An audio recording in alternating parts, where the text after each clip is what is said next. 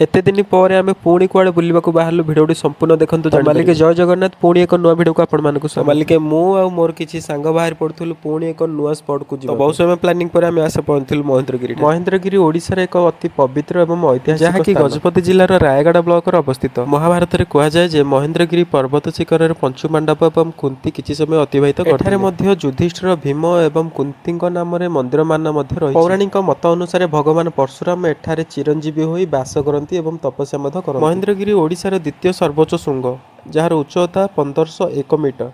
एठारे विभिन्न प्रकार औषध जातीय वृक्ष सह विभिन्न प्रकार पशुपक्षी देखा जहाँ देखा केवल ओडिशा तो नुह ओडिशा बाहर लोक मैंने एठाकू आसी था। कहुए गुप्त युग एवं शैलभाव वंश समय कला को एठारे प्रतिफलित करिथाए।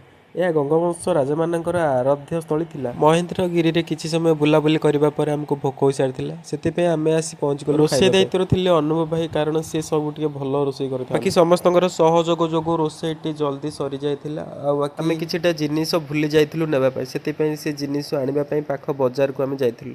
आ एठारे किछि छोट पिला हम सो देखा आइथिले सेमान देखि मध्ये खुशी आइथिले। आमको जहाँ भी जिनिस नेबार थिला सेठारे मिलीगला। बाकी जिनिस नहीं आम पलि आसिलु पुणी पिकनिक स्पॉट को। समस्ते मिलमिशि सेठारे आम खाई सारिथिलु। खाई सारिबा परे आमको टिके जल्दी गोटे नुआ जगह को जेबार थिला काहेकि ना आमको समय हो सारिथिला। सेथिपय आम महेंद्रगिरी ठारू किछि दूर अवस्थित थिबा गड्डाहाती जलप्रपात ठारे आसी पहुंची। एठारे एक नियारा प्राकृतिक सौंदर्य देखिबा मिले। पहाड़ उपर पानी पड़ुवा बेले यार दृश्य अति मनोरम। चारिपटे घंच जंगल सह शोभा को बदी गुणित कहुए जे यही अंचल पूर्वर अनेक वन्य हाथी देखा जाउथिले। सेतिपय यार नाम गंडा हाथी रखा जायछि।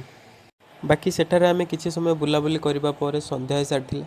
सेतिपय आमे बाहरी पड़िथुलु निज घर को फेरिबाकू। बाकी जदि आपण मानकु हमर भिडियोटी भल लागिछि लाइक कमेंट शेयर निश्चित भाव करिवे किंतु फॉलो करने को भूलिबेनि।